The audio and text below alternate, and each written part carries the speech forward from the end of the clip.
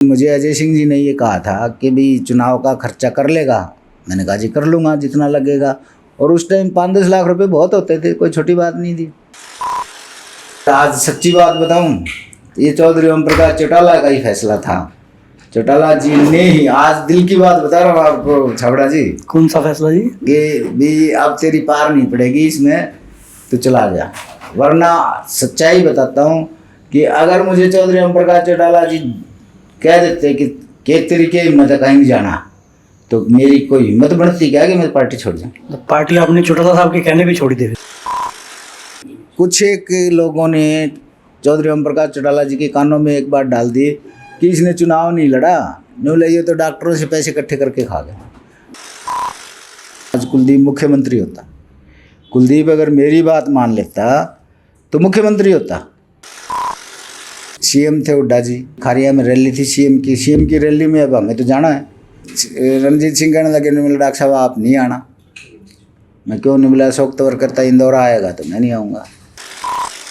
लेकिन उनको पता नहीं क्या उस टाइम वो थोड़ा सी हवा में भी थे, थोड़े बहुत ज़्यादा हवा में थे, घमंड भी था, गुमान भी था।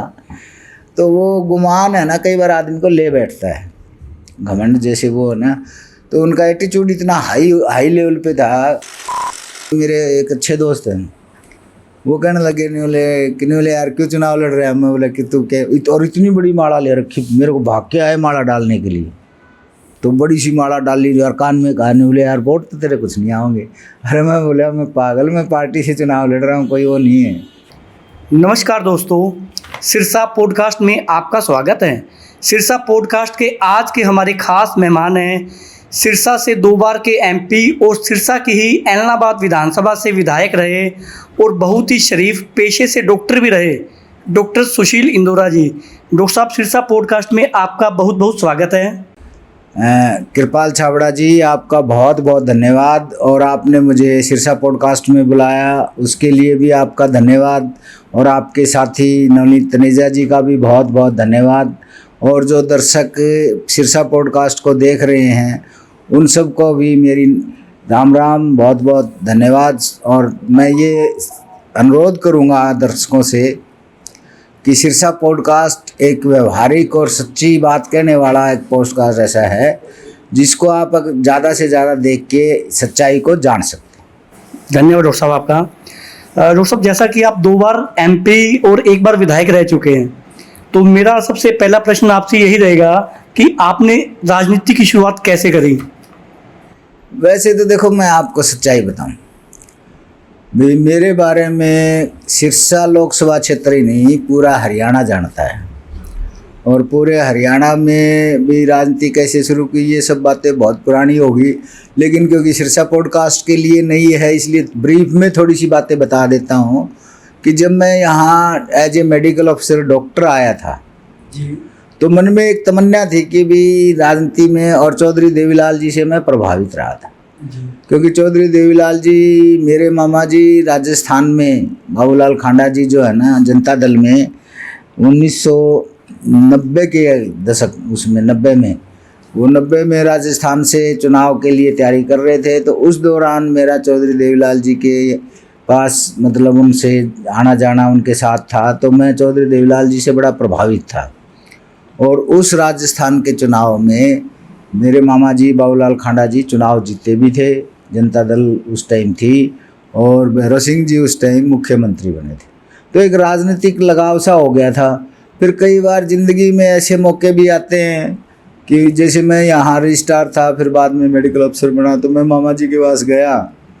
तो मामा जी को मैंने कहा कि भाई यहाँ कहीं थोड़ा बहुत, क्योंकि जब राजनीति में झुकाव हो जाए तो राजनीतिक बातें तो होती ही हैं जी। वो कहने लगे कि भाई यहाँ मैं तुम्हें डॉक्टर लगवा देता हूँ। तो मुझे बड़ा अजीब सा लगा। मैंने कहा यार डॉक्टर तो मैं पहले ही से न हूँ, डॉक्टर तो क्या लगवाओगे। तब पता नहीं एक आक्रोश मन में हुआ, दिल में एक वो हुआ कि भी मैं मामा जी के साथ रह के लोगों से घूम के, क्योंकि उस टाइम भी हमारे समाज की जैसे बातें थी, तो चौधरी देवीलाल जी से मैं अपने हरे खंडवे पहना के लोगों को ले जाता था, और खासकर महम के नाम से ले जाते थे, क्योंकि राजनीति में थोड़ी बहुत तो वो करनी पड़ती है। तो हमारे समाज के लोगों को भी महम से आए हैं, दानक समाज से हैं, ये हैं आपके समर्थक हैं, तो जब उन्होंने कहा कि भी डॉक्टरी यहाँ कर लो, तब मुझे थोड़े से आक्रोश सा हुआ। तो फिर मन में एक कुंठा सी हुई, गांठ सी बंध गई, यार चलो चलते हैं, हम भी कुछ राजनीति में करते हैं। और वो एक दबी भावना है ना, मुझे उत्साहित करती रही। और उस उत्साह ने मैं फिर मेरी पोस्टिंग यहाँ कड़वाना हुई, पहली पोस्टिंग एज ए मेडिकल अफसर। हाँ, डॉक्टर के.एन. मित्तल यहाँ सिविल सर्जन थे, बड़े नेक दिल इंसान थे, बड़े अच्छे इंसान थे। उनसे गाइडलाइन मिलती रहती थी, क्योंकि मैं अनस्थीजिया में था, स्पेशलिस्ट था बेहोशी का। तो जहाँ नौकरी करता था, आज सच्चाई बता रहा हूँ कि थोड़ा बहुत प्राइवेट प्रैक्टिस, क्योंकि गरीब घर से था और परिवार की जिम्मेवारियाँ भी थी। तो उन जिम्मेवारियों के साथ जब वो था, तो यहाँ जितने भी सर्जन थे सभी के पास और अच्छा तालमेल हो गया था। तो वहाँ से एक रामकिशन कंबोज थे मेरे मित्र, मतलब फार्मासिस्ट थे। तो हम मजाक करते थे, कहते थे यार MP बनूंगा। वो लोग हंसते थे।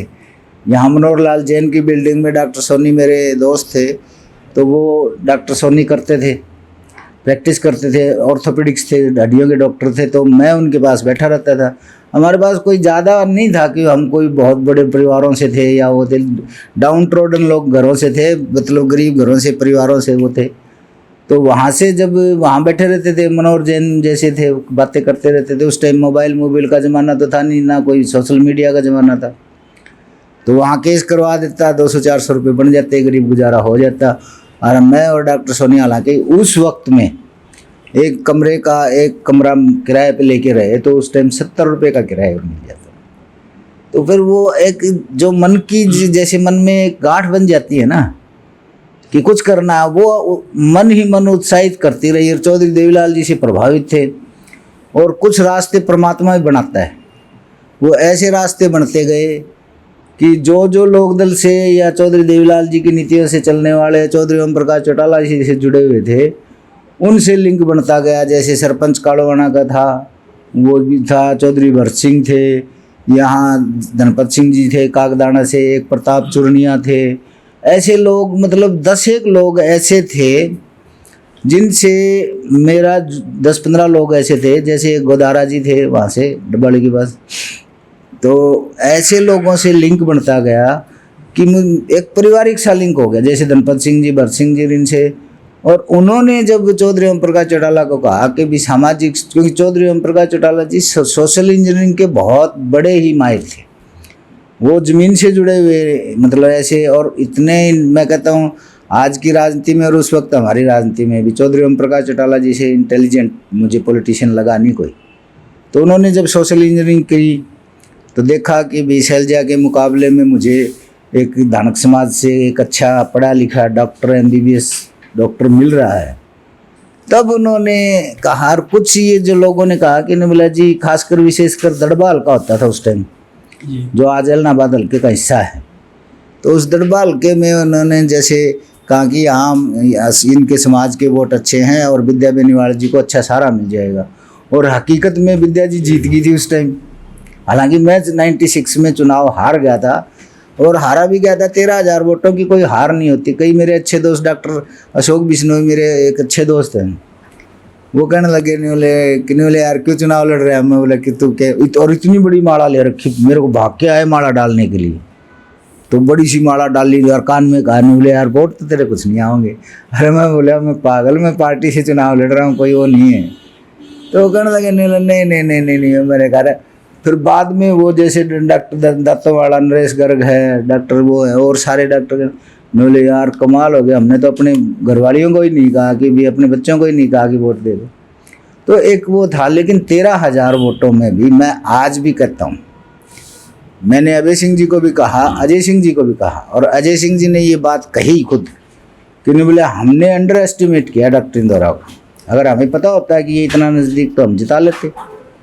तो उस वक्त अजय सिंह जी ने, जैसे मैंने अभय सिंह को कहा, क्योंकि उनको भी थोड़ा सा यंग एज, मेरी भी यंग एज में ही था उनकी उम्र के, तो मैं अभय सिंह से साल एक बड़ा हूँ और अजय सिंह से 1 साल एक छोटा हूँ, इतना ही फ़र्क है, ज़्यादा फर्क तो है नहीं। तो जब वो देखा ना कि भी वो है, मैंने अब नीला रहने दे, उनका जैसे रवैया की आदत थी, नीला तन के बेरा। मैं हकीकत में बताता हूँ कि 13,000 वोटों से जो हार हुई थी ना, उसमें काउंटिंग होती थी, 3 दिन चली थी। 3 दिन वोटों की काउंट चली थी और उसमें बैलेट पेपर से काउंटिंग थी। तो शैलजा जी के और उसके बैलेट थे ना, उनके बीच में मेरे बैलेट लगा के शैलजा जी के ढेर में डाल देते थे। अब उस टाइम इतनी जागरूकता भी नहीं थी, वरना तो मैं उसी टाइम जीत रहा था, क्योंकि हमारे 5 अब जैसे कांग्रेस के लोग आज भी कहते हैं, कुछ लोग बातें भी बनाते हैं कि अब पापा भी इन्हें वो सारी बातें फिर बाद में तो हारने के बाद तो आपको पता ही है कि जो जीता वही सिकंदर। तो इसलिए वहाँ से मतलब जीते, चुनाव लड़ा, चलो हार गए, लेकिन उसी से अगले दिन 98 में चुनाव हुए दोबारा, लेकिन अगले ही दिन लोगों ने ये कहना शुरू कर दिया था कि वे अगला MP इंदौरा होगा, क्योंकि मेरा व्यवहार भी ठीक था, काम चाल चलन भी ठीक था। हालांकि मुझे एक आज बताता हूँ मैं आपको कि कुछ एक लोगों ने चौधरी ओम प्रकाश चौटाला जी के कानों में एक बात डाल दी कि इसने चुनाव नहीं लड़ा, ये तो डॉक्टरों से पैसे इकट्ठे करके खा गए। हालांकि वो पहला ऐसा चुनाव था जिसमें मेरी जेब से उस वक्त कम से कम 10 लाख रुपए लगे, 96 में, ये हकीकत। और उसके बाद चौधरी ओम प्रकाश चौटाला जी के आशीर्वाद से कभी मेरे पैसे भी नहीं लगे, क्योंकि फिर जनता ने दी। तो उस टाइम चौटाला साहब के कानों में किसी ने डाल दी, वो नाराज़ हो गए तो मुझसे। लेकिन उनकी एक ख़ास बात थी, वो पूछ लेते थे, जबकि अभय सिंह जी और अजय सिंह में ये ख़ास बात नहीं थी। वो पूछ लेते थे, उन्होंने कहा निवलते तो है ना चुनाव के लड़ा, निवलते ने तो डॉक्टरों से पैसे इकट्ठे करने थे, पैसे इकट्ठे करके खा गया। मैंने कहा जी किसी डॉक्टर ने कोई चवन्नी नहीं दी, यूँ कम खा मेरे पे तो लाछन, लेकिन लगाने वाले, क्योंकि राजनीति में आपको पता है लगाने वाले बहुत होते हैं, तो उन्होंने लगा दिया। फिर ये जो चौधरी भरत सिंह, जो 5-7-10 आदमी, हम जब चौधरी ओम प्रकाश चौटाला जी रोडी से चुनाव जीत गए और धन्यवादी दौरा कर रहे थे, तो मैं तो सबसे पीछे बैठा, क्योंकि मैं हारा हुआ आदमी था, मैं नया आदमी था मेरी। तो उसके बाद मैंने उनको गाड़ी में सारी बात विस्तार से बताई। मैंने कहा जी हकीकत तो है ये, आज पदम जैन जी नहीं रहे, लेकिन मुझे अजय सिंह जी ने ये कहा था कि भी चुनाव का खर्चा कर लेगा। मैंने कहा जी कर लूँगा जितना लगेगा। और उस टाइम 5-10 लाख रुपए बहुत होते थे, कोई छोटी बात नहीं थी। हमारे जो इंचार्ज थे पदम जैन जी, उन्होंने कहा कि भी पार्टी की तरफ से आदेश है कि भी खर्चा पानी जमा कराओ चुनाव का खर्चा। उस वक्त मैंने 5 लाख रुपया जमा करवाया था, और उसके गवाह मैंने नहीं, मेरे मतलब गुरु, मतलब मेरे बड़े भाई जैसे हैं डॉक्टर BS बेनीवाल भट्टू में, वो SMO थे और मैं मेडिकल अफसर था उस टाइम जब चुनाव लड़ रहा था। तो उनको, क्योंकि हमारा तो उनका लेन देन था, तो उन्होंने खुद जाके डॉक्टर BS बेनीवाल ने जाके पदम जैन जी को भाई चुनावी खर्चा जैसे भी हो वो जमा करवाया। तो वो चुनाव था। फिर वो जो बात मैं बता रहा था कि वो किया, तब चौटाला जी को सारी बात इन्होंने समझाई कि भी किसी ने बेचारे को पैसे नहीं दिए, नया लड़का था, नया, इसको पता नहीं था। और सच्चाई ये थी कि इतना राजनीतिक ज्ञान भी नहीं था। राजनीतिक ज्ञान होता तो मैं उसी टाइम वो कर लेता, तो इतना राजनीतिक ज्ञान नहीं था। तो उसकी वजह से फिर चौटाला जी ने उसी दिन मुझे ये कहा कि भाई ठीक है चलो अब मेरी बात क्लियर होगी, तो अब तो क्या करेगा, तब तैयारी कर। फिर जब उसके बाद जब चले हम, बातचीत चलती रहती थी, प्रोग्राम चौटाला जी के धन्यवादी दौरे होते थे। मैं ज़्यादातर चौटाला जी के प्रोग्रामों में तो सारों में जाता था, अभय सिंह जी के भी प्रोग्रामों में, अजय सिंह जी के भी, तो क्योंकि उस टाइम राजनीति इतनी नहीं थी। मैं परिवार को एक डेडिकेटेड तौर पे पारिवारिक सदस्य था, मतलब अपने आप को मानता था। मैं राजनीतिक तौर पे उनसे नहीं, पारिवारिक तौर पे समझता था कि भी मैं परिवार का एक हिस्सा हूँ। तब एक बार जब हुआ तो मैंने कहा जी मेरी नौकरी तो छूट गई, मेडिकल अफसर से तो रिजाइन कर दिया, और कोई काम आता नहीं मुझे कि भाई कहीं मेहनत मजदूरी कर लें या कोई और कर लें। और मैंने कहा जी मैं भट्टू में है ना, क्योंकि भट्टू में मैं सरकारी कोठी में रहता था उस टाइम, तो मैंने कहा जी भट्टू में मैं है ना कि कोई प्राइवेट हॉस्पिटल खोल के बैठ जाऊँ। तब उन्होंने मुझे गाइड किया कि नहीं, बोला नहीं डॉक्टर तो है ना भट्टू की बजाय फतेहाबाद में कर ले, क्योंकि फतेहाबाद में मेरा आना जाना था, क्योंकि मैं प्रैक्टिस करता ही था। सरकारी नौकरी में रहते हुए भी केस कुछ कराता था, तो थोड़ा बहुत दाल रोटी का गुजारा करने के लिए तो सारे जानते थे, जैसे डॉक्टर सुरेश वधवा थे, डॉक्टर पावा थे, और भी सारे यार दोस्त तो हैं ही सारे डॉक्टर। तब उन्होंने मुझे ये गाइड किया कि आप हेडक्वार्टर पे, क्योंकि उस टाइम तक डिस्ट्रिक्ट भी बन गया था, शायद डिस्ट्रिक्ट बन गया था, तो उन्होंने बोला आप फतेहाबाद में बोलो। तब डॉक्टर रवि डावड़ा हैं, उन्होंने मुझे 3-3.5 हज़ार रुपये में किराए पे मकान दिलाया। फिर मैं वो डॉक्टर रवि डावड़ा जितने भी दोस्त थे वहाँ प्रैक्टिस करता रहा। फिर उन्होंने मुझे समझाते रहे कि भी ऐसे करना है, ऐसे ऐसे गाँव में जाओ, ऐसे ऐसे गाँव में जाओ। तो वो मेरी एक राजनीति की शुरुआत ऐसी थी कि चौधरी ओम प्रकाश चौटाला जी ने मुझे राजनीतिक तौर पे सिखाया भी बहुत, समझाया भी बहुत। और मुझे लगता है कि तब जब, क्योंकि मेरी झूठ बोलने की आदत तो थी नहीं, उनको सच्चाई बता देता था और उनको भी ये विश्वास हो गया था कि भी ये लड़का सीधा साधा है, सच्चा है। तो एक विश्वास हो गया था, तो उन्होंने मुझे फिर राजनीतिक तौर पे आगे बढ़ाने का काम किया। ये चौधरी ओम प्रकाश चौटाला की सोशल इंजीनियरिंग थी और एक विश्वास था, तो उससे मैं आगे बढ़ा। और फिर 98 में मैं एक तकरीबन 93,000 वोटों से जीता। फिर 99 में जब चुनाव हुआ दोबारा, क्योंकि एक वोट से सरकार गिर गई थी, नहीं एक वोट से तो नहीं गिरी थी उस, हाँ एक वोट से सरकार गिर गई थी, तो वाजपेयी। तो हम चौटाला गांव में चौटाला साहब को गाड़ी दे रहे थे, भेंट कर रहे थे, हम वहीं बैठे थे। तो मोबाइल का ज़माना तो था नहीं, तो जलसा चल रहा था, शाम की बात है, मुझे अच्छी तरह याद है। तो जलसे में हम बातें कर रहे थे, तो मैं, क्योंकि मैं तो साथ ही होता था वहाँ जलसे में, उनको मैसेज मिला कि सरकार गिर गई और लोकसभा के चुनाव आएंगे। तो उन्होंने उसी टाइम ये कहा, वहीं चौटाला गांव में डिक्लेयर किया कि भी लोकसभा के चुनाव आ गए हैं और लोकसभा के चुनाव में हमारा कैंडिडेट ये डॉक्टर होगा, ये डॉक्टर सुशील इंदौरा होगा। और फिर से हमने तैयारी की और मतलब अच्छे वोटों से, तो 98 में जीते। उसमें हम 4 जीते थे, कैलाशो सैनी, मैं, सुरेंद्र बरवाड़ा और किशन सिंह सांगवान, और हम चारों। और जब वो था कि एक वोट से जब सरकार गिरी तो हॉर्स ट्रेडिंग तो होती है, तब ये मैं आज भी परमात्मा उनको अपने चरणों में स्थान दे, चौटाला जी ने को मैंने खुद कहा था कि मैंने कहा जी ये आजकल राजनीतिक ज़माना ऐसा ही है, कुछ बातें हैं ना जो बतानी भी नहीं चाहिए, कुछ बातें ऐसी होती हैं जिनका जिक्र करने से अच्छा नहीं लगता, लेकिन जनता समझ जाती है कि हॉर्स ट्रेडिंग होती है। तो मैंने खुद चौटाला जी को ये कहा था कि मैंने कहा जी मामला ऐसा चल रहा है और कहीं दाएं बाएं मुझे करना हो तो आप मुझे बता दो। तो वो कहने लगे कि मुझे तेरे पे विश्वास है। और देखो उस विश्वास की बात पे ही मुझे कभी उन्होंने हत्तेरी बागड़ियों में कहते हैं ना कि कभी भी मुझे डांट के ये नहीं कहा। हाँ कहीं गलती हुई तो उन्होंने पूछ लिया और मैंने बता दिया। ये एक नेता का बहुत बड़ी बात भी। मैं अभय सिंह जी का, राजेश सिंह जी का तो जिक्र क्या करूँ भी, वो तो बाद की बात है, उनका जिक्र करने का तो कोई फ़ायदा नहीं। लेकिन चौटाला जी ने है ना, और उस एक बार उन्होंने मजाक में मुझे, सुरेंद्र बरवाड़ा MP थे, वो साथ थे, मैं हाउस में था, लोकसभा में था, तो उन्होंने मजाक में जैसे चौधरी बंसीलाल मिल गए सामने, चौधरी भजनलाल मिल गए सामने पार्लियामेंट में, आमने सामने जब मिल जाते राम रमी तो करते ही थे सभी। तो उन्होंने मजाक में कहा, उन्होंने बोला चौधरी साहब हमारे छोरन क्यों खराब करे है जी। चौधरी भजनलाल करने उन्होंने बोला तेरे बाप का क्या बिगड़ा है, छोरा की नहीं पार हो लेने दे।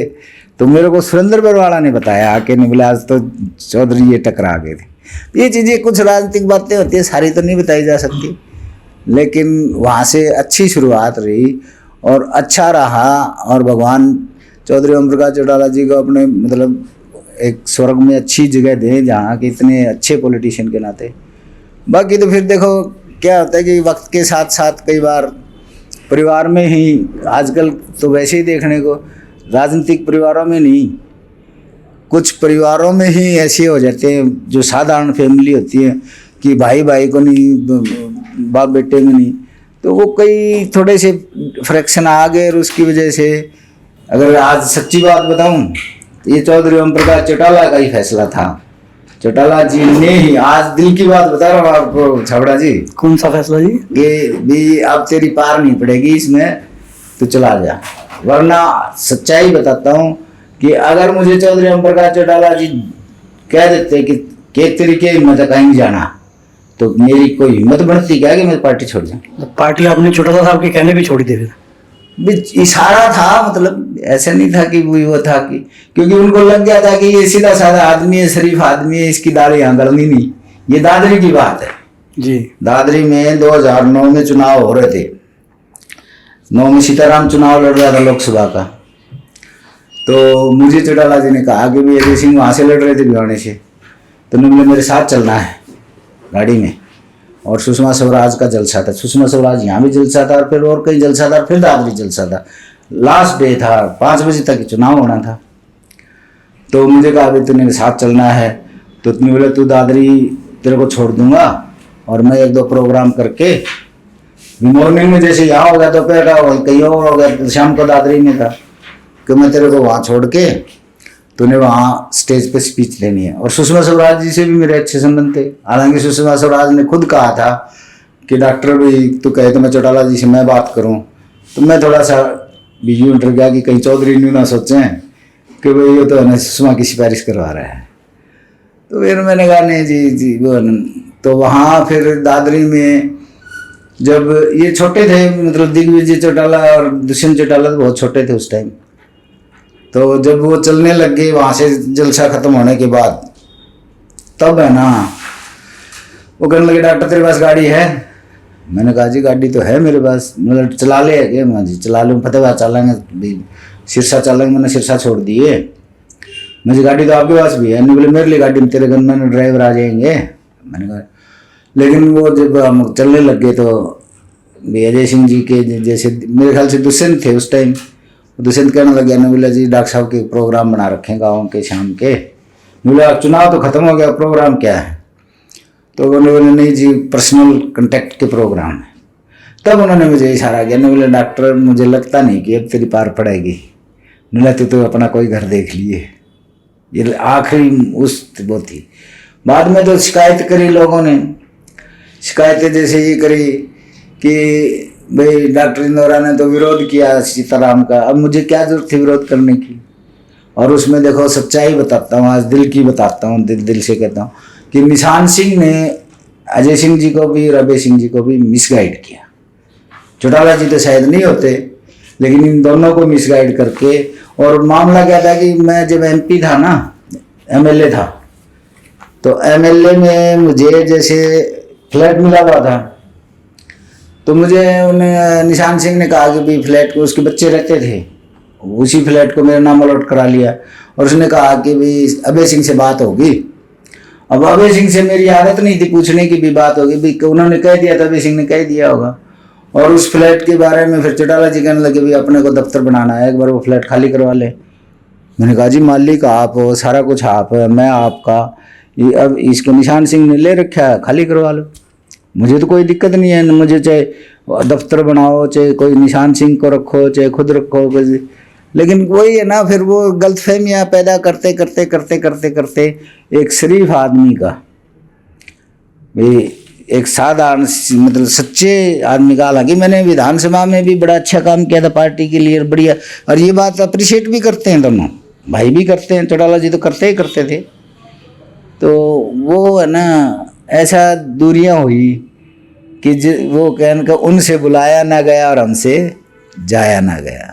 वरना तो है ना कोई मन में आज भी कोई मैल नहीं है, मन में पहले भी, उनके भी नहीं है, मेरे भी नहीं है, लेकिन एक दूरी होगी। आज भी यदि वो आपको बुलाते हैं तो आप जाने के लिए तैयार हो? नहीं, अब तो देखो नहीं जाने का है। अब तो हमारे बागड़ियों में कहावत है, तो सोने का बना दे तो ही कौन जाऊँ, सच्चाई तो है ये। हाँ वैसे मतलब मान सम्मान इज्जत वो पार्टी में नहीं, पार्टी के हिसाब से नहीं, क्योंकि एक बार जब मन टूट जाए ना आदमी का, फिर काम करने को दिल नहीं करता। हालांकि बीच में मैं चरणजीत के चुनाव में समर्थन दिया था, मैंने वो भी किया था, लेकिन अब नहीं, अब तो है ना, अब उम्र भी नहीं रही, अब मेहनत करने की वो बात भी नहीं रही, ना इतनी हिम्मत रही। अब तो लोगों की आवाज़ है कि जैसे मैं मिलता हूँ, साधारण सा आदमी हूँ, तो लोगों से मिलता हूँ, और ख़ासकर मेरे समाज के लोग जो है ना, धानक समाज के लोग तो ये कहते हैं, हालांकि ज़्यादातर आजकल बीजेपी में है समाज, लेकिन फिर भी कहते हैं कि भाई हमारा रास्ता दिखाने वाला इंदौरा है। तो अगर मुझे पार्टी ने, कांग्रेस पार्टी ने मौका दे दिया, तो ये मैं गारंटी से कह सकता हूँ कि जो पीछे की कमियां हैं ना वो सारी, और आगे भी अब शैलजा जी हैं, लेकिन अगर बाय द वे कोई ऐसा माहौल बन जाए। तो डॉक्टर साहब, आप कांग्रेस पार्टी में कितने समय से हो? उसके बाद मैं कांग्रेस में हूँ ज़्यादातर। बीच में एक बार भी वो अजकार कांग्रेस ही की बात थी वो, और वो भी अशोक तंवर की वजह से गया था। तो काफ़ी लंबे समय से जैसे कि आप कांग्रेस में रहे हैं, तो कांग्रेस ने कभी आपको विधानसभा की या लोकसभा की टिकट उन्होंने दी नहीं या आपने ली नहीं? देखो मैं आपको बताता हूँ कुछ किस्से। मैं देखो सारे किस्से तो नहीं, वो कुछ एक किस्से आगे के पॉडकास्ट के लिए बचा लेता हूँ।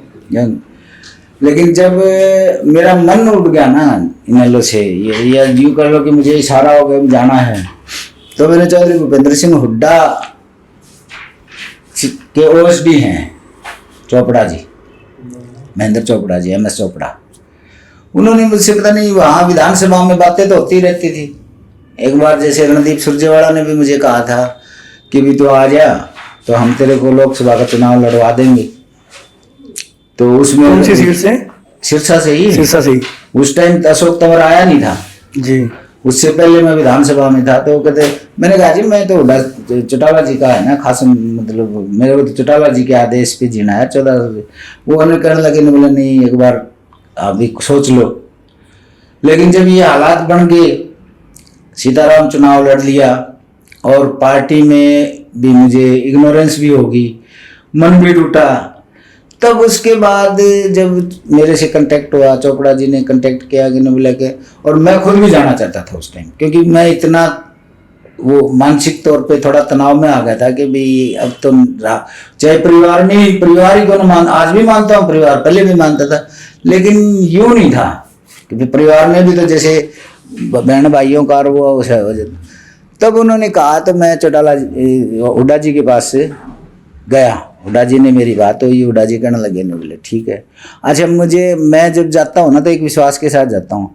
मुझे अगर मैं बार्गेनिंग करता या कुछ मांगता या कुछ कहता कि मुझे तो यहाँ से, मैंने उनसे एक रिक्वेस्ट तो की थी कि मुझे झज्जर से चुनाव लड़वा दो। उन्होंने कहा कि नहीं, हम आपको लड़वाएंगे यहाँ से काड़ावाड़ी से। और उस टाइम अगर मैं रतिया से कह देता तो आज रतिया से लगातार विधायक भी होता मैं। तो उस टाइम जब मैं बात करते करते जब बातचीत चल गई, तो उस टाइम संपत सिंह जी अपने अलग प्रयास कर रहे थे, मेरा संपत सिंह जी के कोई साथ नहीं था।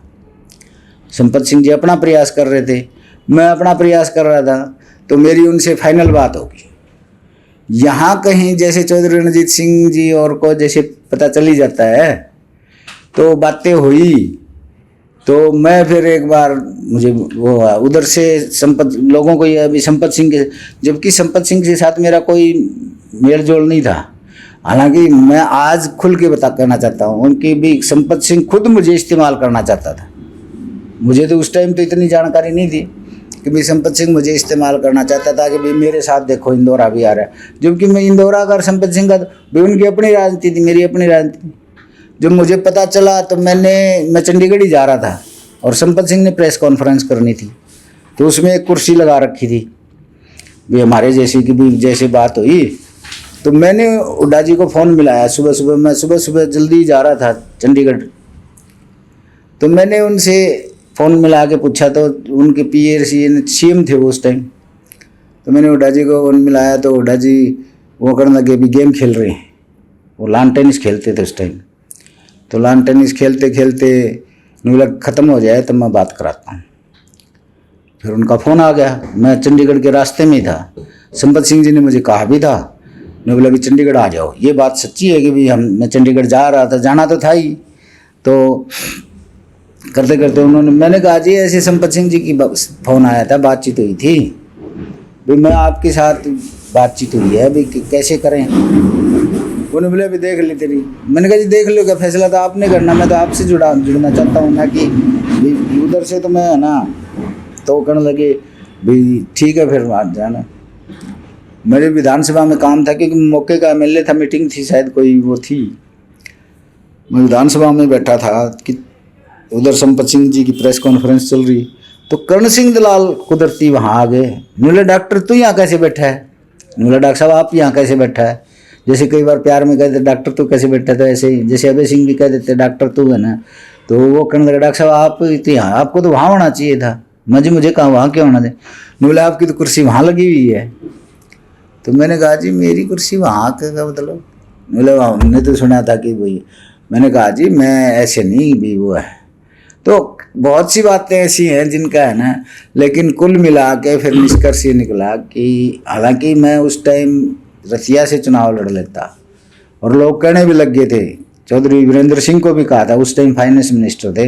हालांकि चौधरी वीरेंद्र सिंह को मैं कई मामलों में गुरु मानता हूँ, क्योंकि जो पार्लियामेंट जो असेंबली की प्रोसीडिंग्स होती है ना, जो कायदे कानून नियम नियमावली होती है, वो वित्त मंत्री थे। वित्त मंत्री होते हुए और मैं लीडर ऑफ अपोजिशन की भूमिका में होते हुए उनसे शाम को सीखने भी जाता था। मेरा व्यवहार ऐसा था कि ज़्यादातर विधानसभा में व्यवहार ऐसा था कि वो लड़ते थे और आपस में बात भी नहीं करते थे।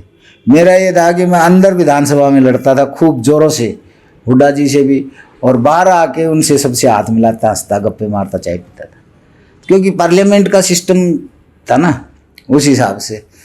तो फिर उन्होंने मुझे यहाँ कालावाड़ी का चुनाव लड़ाया। कालावाड़ी के चुनाव में मैं हार गया। हालांकि अगर अकाली का कैंडिडेट नहीं होता तो शायद मैं जीत भी जाता, नल्लो का कैंडिडेट होता ना कोई तो मैं शायद जीत जाता।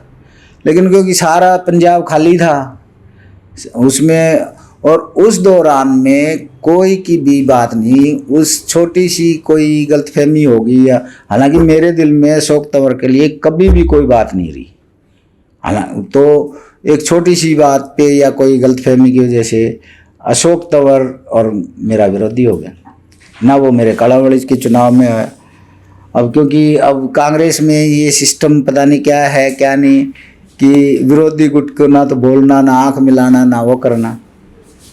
हालांकि हुड्डा जी ने तो मुझे कहा था भी, और मैं अशोक तंवर की कोठी भी गया, घर पे भी गया, वो उनको कहा भी। लेकिन वो जब अगले अब देखो गुलामी तो नहीं हो सकती ना, किसी की जेजूरी तो नहीं हो सकती जी। तो उस टाइम अशोक तंवर से अनबन शुरू हुई। फिर मेरे को जैसे एक बार सीएम थे हुड्डा जी, मैं चुनाव हार गया था विधानसभा का, तो खारिया से चौधरी रणजीत सिंह का फ़ोन आया कि खारिया में रैली थी सीएम की रैली में, अब हमें तो जाना है। तो चौधरी रणजीत सिंह को तंवर ने कह दिया, तंवर क्योंकि उस टाइम मौके का एमपी था, सीताराम से जीत गया था 30,000। अगर मैं होता तो शायद नहीं जीतता, क्योंकि 30,000 वोटों का कोई खास फर्क नहीं था। तब वो है ना रणजीत सिंह कहने लगे, नहीं बोला डॉक्टर साहब आप नहीं आना। मैं क्यों नहीं? बोला अशोक तंवर करता इंदौर आएगा तो मैं नहीं आऊँगा। मैं कुदरती वहाँ से फतेहाबाद से चल चुका था। मैंने फिर फ़ोन किया हुड्डा साहब को, तो हुड्डा साहब वो बोले भी बात कराते हैं, अभी वो कहीं मिल रहे थे लोगों से। मैं रास्ते में प्रहलाद सिंह गिल्ला खेड़ा के रुक गया। मैंने कहा चल थोड़ी, और वो फ़ोन कुदरती ही गाड़ी में रह गया, कई बार गाड़ी में छूट जाता है। वो हुड्डा जी का फ़ोन आया तो मैं गिल्ला खेड़ा के पास बैठा गप्पे मार रहा था। मैं आया तो देखा मिस कॉल देखी, मैंने दोबारा मिलाया। मैंने कहा जी अशोक तंवर ऐसे ऐसे कहता है भी आप सीएम, और सीएम की तो देखो प्रोग्राम में जाना ही पड़ता है। वो कहने लगे कोई बात नहीं, मैंने तो आपकी हाजिरी मान ली और आप ना हो कोई बात नहीं, मैं देखता हूँ वो है ना। तो वो देखते देखते वो है ना मैं नहीं गया। तो अशोक तंवर विरोधी हो गया। और ऐसे ही जैसे भरत सिंह को कहा कि भी इंदौर आएगा तो मैं नहीं आऊँगा, सेम वही वर्डिंग जो आपके लिए कही। नहीं मेरे लिए जैसे चौपटा में सीएम का प्रोग्राम तो होते ही थे जी। तो सीएम का प्रोग्राम हुड्डा जी का प्रोग्राम था, तो भरत सिंह को कह दिया कि इंदौर आएगा तो मैं नहीं आऊँगा। तो भरत सिंह कहने लगा, ने बोला भाई तंवर साहब तू आवे चाहे ना आवे इंदौर तो आएगा। फिर मैं उसमें प्रोग्राम में गया भी। कहने का मतलब ये है कि लीडरशिप में, कांग्रेस की लीडरशिप में ये जो मनमुटाव और ये होते होते होते तंवर साहब से इतने हो गए कि आखिर में मैं 1 घंटा तंवर साहब के पास समझाया भी, बैठा भी। मैंने कहा आपकी कोई लड़ाई नहीं, आप पार्लियामेंट का चुनाव लड़ो, मैं कांग्रेस में कहीं विधानसभा में एडजस्ट हो जाऊँगा। लेकिन उनको पता नहीं क्या उस टाइम वो थोड़ा सी हवा में भी थे, थोड़े बहुत ज़्यादा हवा में थे, घमंड भी था, गुमान भी था।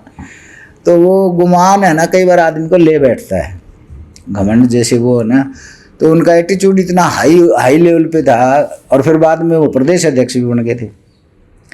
तो जब 2014 में चुनाव हुए तो मुझे तो उम्मीद थी नहीं, क्योंकि सिटिंग एमपी थे, तो सिटिंग एमपी को टिकट मिलनी थी। और विधानसभा के चुनाव थोड़े दिन बाद होने थे, तो मुझे कोई वो नहीं था। तो मुझे सुषमा जी ने बुलाया कि सुषमा जी ने कहा कि भाई आप हमारे साथ आ जाओ। और मैं रोहतक में, मतलब मैंने एक मीटिंग भी बुलाई थी लोगों की रोहतक में, कई लोगों की, जैसे हमारे भिवानी के मेन 200-250 आदमियों की एक मीटिंग थी। मैंने कहा अभी करें क्या, अभी कांग्रेस में तो ये है और वो क्या करें।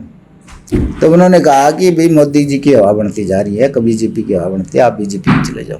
और ऊपर से मुझे सुषमा जी ने बुला लिया। मैं सुषमा जी के पार्लियामेंट के ऑफिस में गया, वहाँ बैठा रहा, बातचीत होगी। तो सुषमा जी कहने लगे, नहीं बोले भी कांग्रेस में तो तेरी पार पड़ेगी नहीं।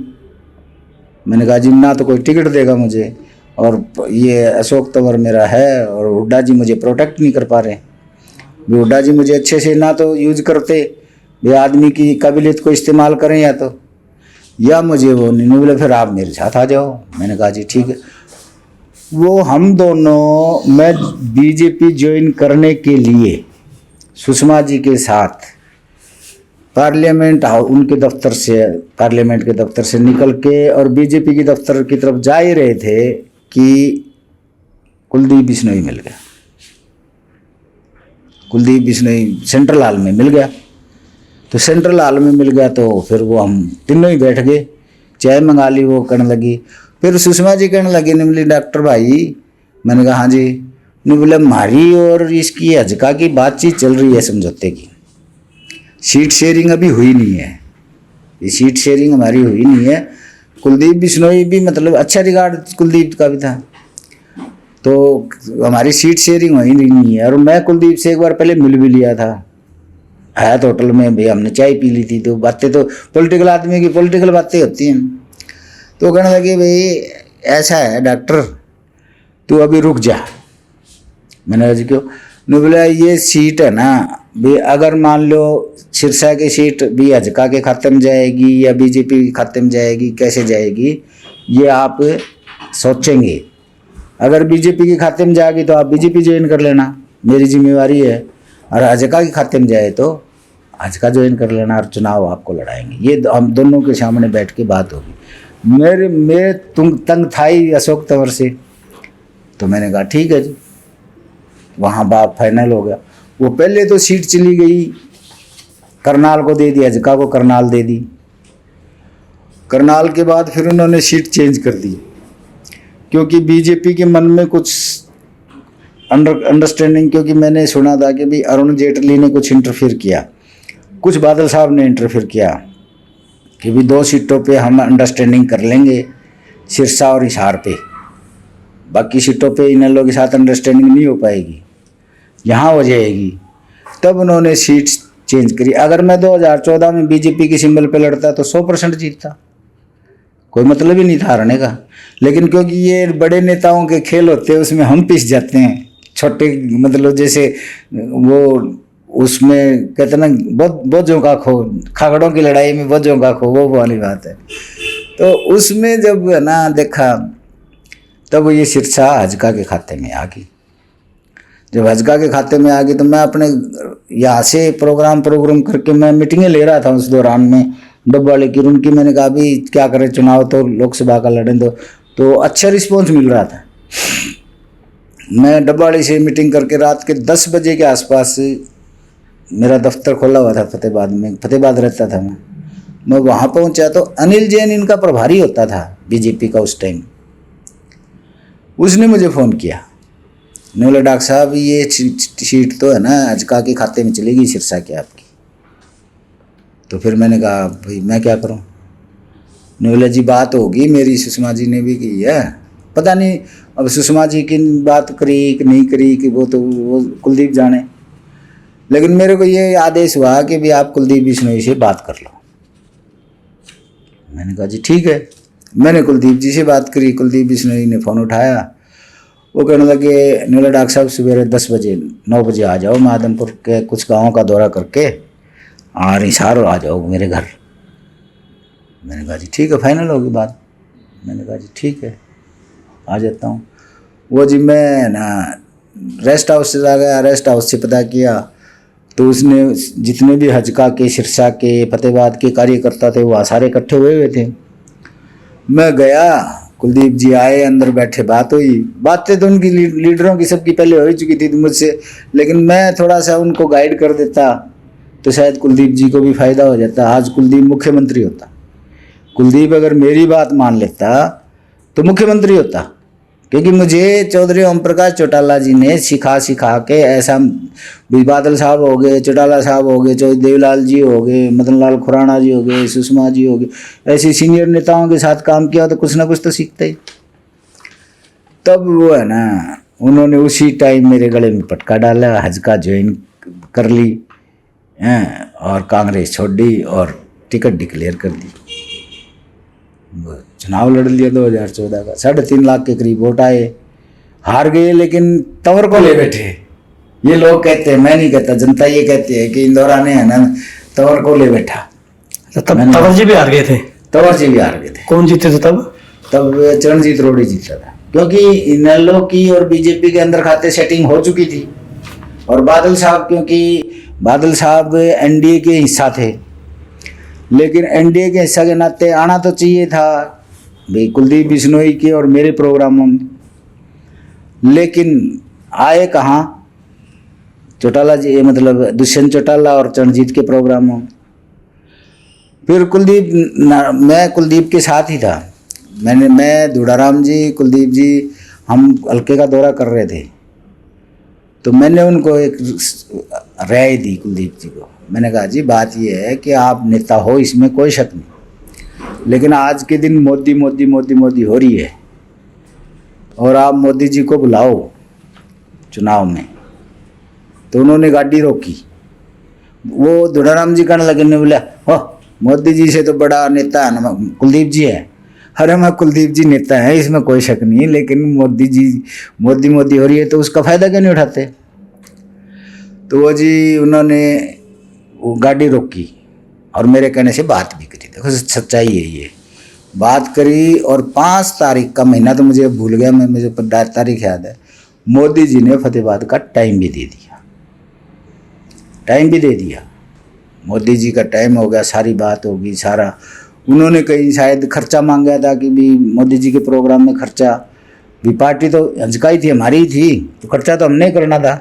हम, मैं गरीब आदमी, अब भी मान लो उसमें मेरा तकरीबन 1.5 करोड़ रुपया जेब से लग गया, गरीब आदमी बिना बात के लुट गया भी है ना। तो लेकिन कुलदीप जी की इस बात की तारीफ करूँगा मैं कि उन्होंने बात करी, माना, वो किया और मोदी जी का प्रोग्राम लिया। लेकिन क्योंकि बादल साहब का दबाव था, अरुण जेटली जी का दबाव था, ये इनेलो का ये इनकी सेटिंग थी, तो वो मोदी जी की रैली कैंसिल हो गई।